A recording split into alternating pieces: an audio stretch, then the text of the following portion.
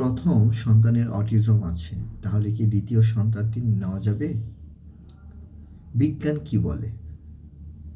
অনেক বাবা মায়েরই একটি বড় দুশ্চিন্তা এখানে, আমার প্রথম সন্তানটি তো অটিজম, তাহলে দ্বিতীয় সন্তানটি নিব কি নিব না। এই ভয়টা খুবই স্বাভাবিক, কিন্তু বিজ্ঞান এবং গবেষণা কি বলে সেটা জানাই হলো সবচেয়ে গুরুত্বপূর্ণ। আসুন বিজ্ঞান কি বলে দেখে নিই। অটিজম কি শতভাগ জেনেটিক? না, অটিজম কোনো জেনেটিক কোনো ডিসঅর্ডার না। অতএব জেনেটিক কোনো টেস্টের মাধ্যমে অটিজম বাচ্চার হতে পারে কি হতে পারে না সেটা যাচাই করা যাবে না। অনেকেই দেখা যাচ্ছে প্রচুর জেনেটিক টেস্ট করতেছেন, কিন্তু আসলে অটিজম হলো একটা ব্রেন ডিসঅর্ডার, এটা তো কোনো জেনেটিক কন্ডিশন না, নিউরো ডেভেলপমেন্টাল ডিসঅর্ডার। এটা পরিবেশগতভাবে গর্ভকালীন সময়ের বিভিন্ন সমস্যা এগুলোর কারণে হয় না, জেনেটিক ফ্যাক্টরের কারণে হয় না, বাবার দিকের মার দিকের ফ্যামিলির মধ্যে আছে না। তাই অটিজম মানে পরের সন্তানটি অবশ্যই অটিজম হবে, এটা বৈজ্ঞানিকভাবেই ভুল। ঠিক আছে? দ্বিতীয় সন্তানের ঝুঁকি এক্ষেত্রে কতটুকু হতে পারে? গবেষণা অনুযায়ী সাধারণত জনগোষ্ঠীতে অটিজমের হার 1% ও 2%। যদি এক সন্তানের অটিজম থাকে তাহলে দ্বিতীয় সন্তানের ঝুঁকি প্রায় ওই ক্ষেত্রে 10% হতে পারে। অর্থাৎ দেখা গেছে শতকরা হিসাবে 90 বা 80% ক্ষেত্রে দ্বিতীয় সন্তান অটিজমের ঝুঁকি নাই, মানে একদমই থাকবে না।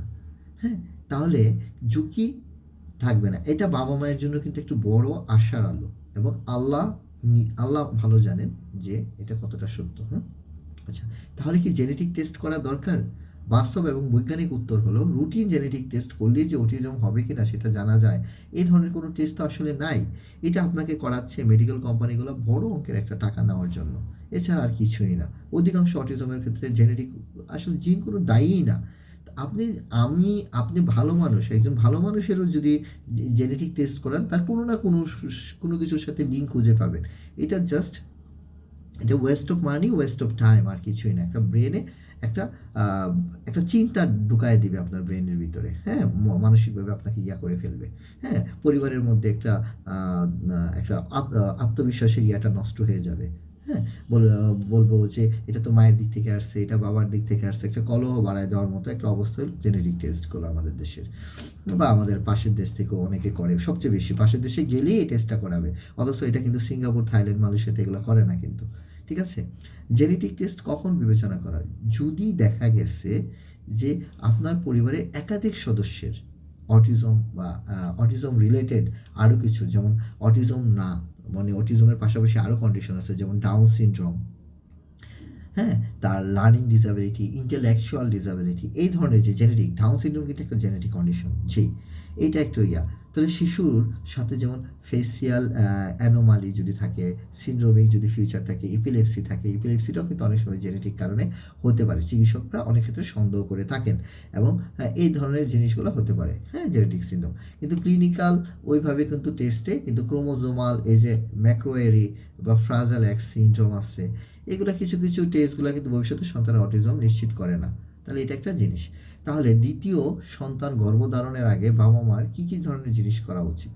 বাবা মার যেটা বলবো যে প্রচুর কাউন্সিলিং, গাইনোকোলজিস্টের সাথে যাবেন, জেনেটিক কাউন্সিলরের সাথে, এবং অবশ্যই মাতৃকালীন যে স্বাস্থ্য সেবাটা সেটা নিশ্চিত করতে হবে। ফলিক অ্যাসিড বা ফলিনিক অ্যাসিডটা এটা নিয়মিত খেতে হবে, হ্যাঁ, ডক্টরের পরামর্শে অবশ্যই। তার ডায়াবেটিস, তার থাইরয়েড, তার ইনফ্লামেটরি কোনো সমস্যা আছে কি না, এই ধরনের জিনিসগুলো, তার সিজার আছে কি না, সে শারীরিকভাবে মানসিকভাবে সবসময় প্রস্তুত কি না, এই জিনিসটা নিশ্চিত করতে হবে।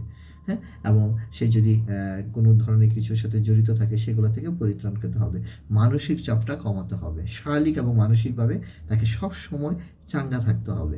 এগুলো কিন্তু রিস্ক কমাতে সাহায্য করে।